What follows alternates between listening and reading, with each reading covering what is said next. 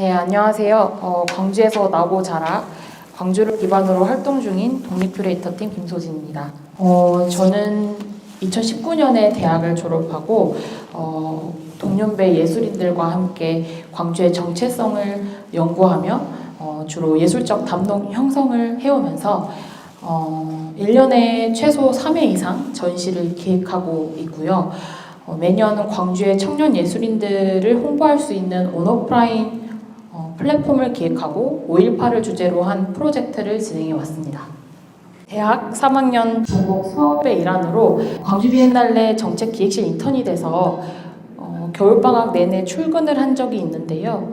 업무 첫날 광주 비엔날레가 5.18 광주 민주화운동으로 인한 지역민의 상처를 예술로 치유하려는 시도 속에 창립됐다는 점과 제가 태어났던 연도인 1995년에 광주 비엔날레를 개최하기 위해 얼마나 많은 인력의 노고들이 들어가 있는지에 대한 이야기를 들을 수 있었습니다.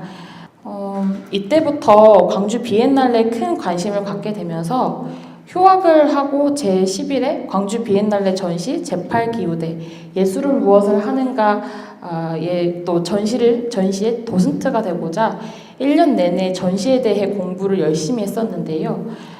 돌이켜보니까 그 당시의 전시에 대한 공부와 전시장에서의 체험이 오늘날 독립 큐레이터로서 활동하고 있는 모든 영역에 깊은 영향을 주고 있다는 것을 깨닫게 되었습니다. 제11회 광주 비엔날레에서 가장 기억에 남는 작품은 전시 입구장에서 바로 볼 수 있었던 스페인 작가 도라 가르시아의 녹두서점 산자와 죽은 자 우리 모두를 위한이란 작품인데요.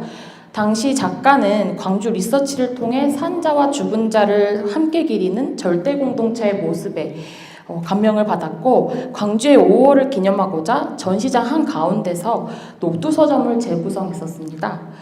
어려서부터 매년 5월이면 부모님을 비롯한 가족들에게 5.18 이야기를 듣거나 사회문화나 역사 수업 시간에 당시 현장에 계셨던 선생님들의 생생한 증언과 목격담을 들으면서 자라왔었는데요.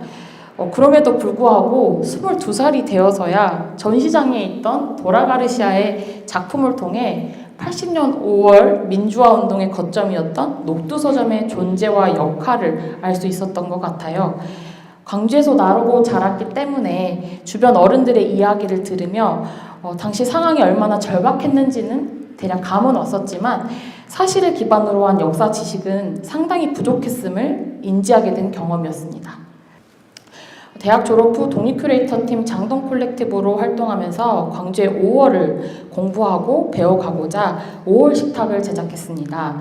1980년 5월 당시 광주에 계셨던 평범한 어머님들, 즉 오늘날 할머님들을 대상으로 손녀가 레시피를 전수해 가면서 자연스럽게 광주의 5월에 대한 이야기를 담아내는 영상 콘텐츠로 시작을 했었는데요. 5.18을 겪지 않은 세대가 광주의 5월을 어떻게 기억해 가려는지에 대한 관심을 받기 시작하면서 기특하다며 칭찬을 해주시는 분들도 있었지만 때로는 기억의 자격을 묻는 분들을 마주치기도 했었습니다. 저를 비롯해서 광주에서 활동하고 있는 동년배 예술인들은 마찬가지로 늘 스스로에게 우리가 과연 5월에 대해서 이야기를 해도 되는 것인지 또 당장 행동하진 않더라도 결국 실천으로 보여야 한다는 그런 부담감을 다 가지고 있었습니다. 이는 전시를 진행하면서도 느낄 수 있었는데요. 5.18을 주제로 5.18을 겪지 않은 광주의 청년 예술인들과 광주가 아닌 다른 지역에서 나고 자란 청년 예술인들과의 교류 전시를 5.18 40주년을 기념해서 재작년부터 2년간 진행해 왔었는데요. 역사와 예술을 직접적으로 상호 반영하는 것이 아닌 1980년 5월 광주 시민들이 이루어낸 광주 정신이 무엇인가에 초점을 맞춰서 워크숍을 진행하기도 했고 또 전시를 기획해 왔습니다. 2022년 현재 저는 5.18을 직접 언급하는 프로젝트는 잠시 미뤄두고 지역에서 중요하게 여기는 주제들을 선정한 후에 동료 작가들과 함께 광주 정신을 중심으로 연구하고 있습니다.